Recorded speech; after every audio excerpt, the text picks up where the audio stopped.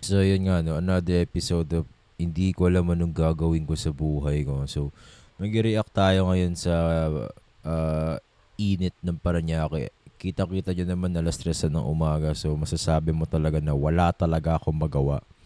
So, yun, unang mag-react tayo sa temperature. Of course, punyemas ka, napakainit talaga.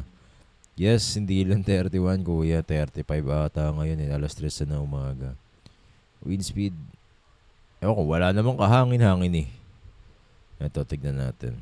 So kahapon, no, oh yes, tama yan, Diyos ko po. Around 12 p.m, napakainit talaga, kuya. Ano yan, nag-swimming kami yun eh. Haha. Ayan. Ah, today.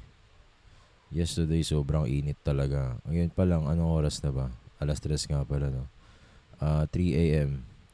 Oo, ito, 3 a.m. Na, mainit, mainit, mainit. Yes. Wala pa sa susunod na mga araw pa yan.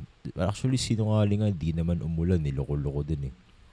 Ay, weather details, temperature, steady 29. Sana mag 29 hanggang sa bumaba ng 7 degrees. Ang init talaga. Okay. Humidity, wala mo pakialam. UV, yes, uminit. Actually, sa totoo lang, umiitim ako ng umiitim lalo at doon ako naiinis.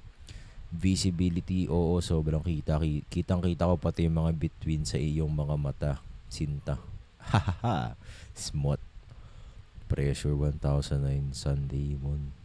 Moon face. Oo nga eh. Meron ding face na nag-uusap kami kaso nawala din at some point. Nalulungkot ako sa part na yun. Pero syempre, it is what it is. Nawala siya.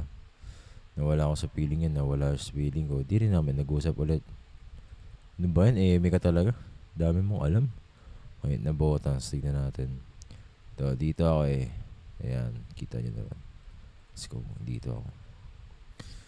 Ay, 3 a.m. Ano kaya mangyayari around 3:30 a.m.?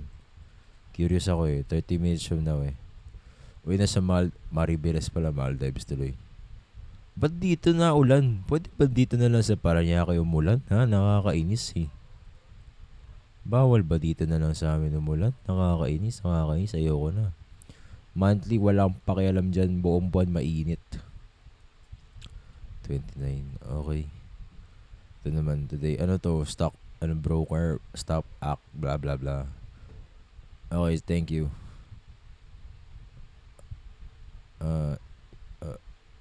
Weirdest eating habits. By the way, gusto ko lang sabihin na kumain pala ako kanina ng ng sausage. Sa totoo lang sabi ko, magariyak ako sa weather. Yun, in conclusion, okay naman yung panahon ata. Pero based naman siguro sa mga sinabi ko, parang may galit din talaga ako eh. Sana palagyan ng aircon yung Pilipinas no, hindi lang sa BGC. Anyway, yun lang po. Salamat.